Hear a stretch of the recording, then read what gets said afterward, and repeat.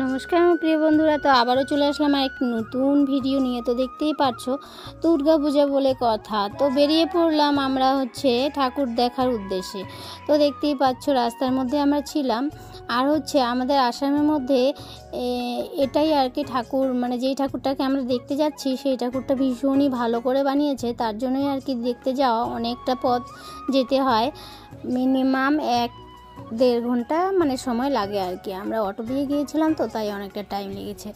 যাক গিয়ে সেখান থেকে নেমে পড়লাম টোটো থেকে। তারপরে দেখো সবাই নেমেই চলে যাচ্ছি ঠাকুরের ওখানটায়। প্রায় 1 কিলোমিটার দূরেই আমাদেরকে নামিয়ে দিয়েছে, তো সেখান থেকে অনেকটা পথ হেঁটেই ঠাকুরের ওখানটায় যেতে হবে। তো দেখতেই পাচ্ছ এইখানটায় এই একটা গেট দেখা যাচ্ছে, তো সেখান দিয়ে আমরা ঢুকবো আর কি। তো দেখতেই পাচ্ছ, কারণ মেলা বাড়িতেও হয়তো এতটা লোক হয় না যতটা লোক এই মন্দিরে এসেছে সবাই। আর মন্দিরে এসে তো কেউ শান্তি পায়নি, কারণ এতটা লোক কোনো মন্দিরে হয় না কিন্তু। আর এই পূজাটা হয়তো যদি কোনো ফিল্ডে হতো তাহলে হয়তো এতটা ভিড় দেখা যেত না। তো এটা একটা মন্দির, তো পুরানা 70 বছর হয়ে গেছে, সেখানে গিয়েই তো শুনলাম।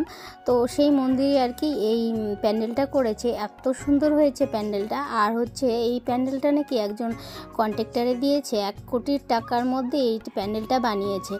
যা গিয়ে সেসব শুনেই কিন্তু আমরা চলে গেলাম, সবাই গিয়েছিল তাই আর কি আমরাও পেছে পেছে চলে গেলাম।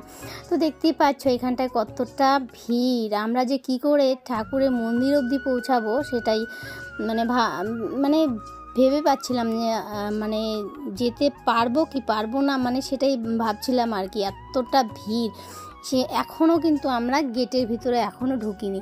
আর গেটের ভিতরে ঢুকলে যে আমাদের কি হবে। আর সেখানে কোনো ধরনের মানে পুলিশ প্রোটেকশন ছিল না। এখানটায় কেউ যদি কাউকে মেরে চলে যায় সেটাও কিন্তু কেউ টের পাবে না যে কে মারলো, এতটা ভিড় ছিল।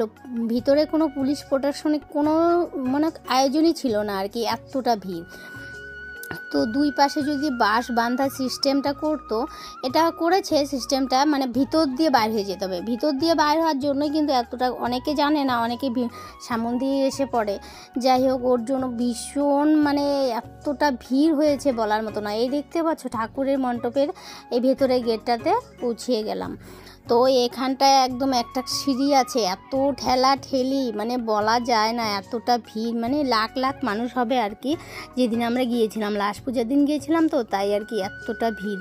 তো চলে গেলাম, মানে এই দেখো ভিতরে ঢুকে পড়েছি আমরা।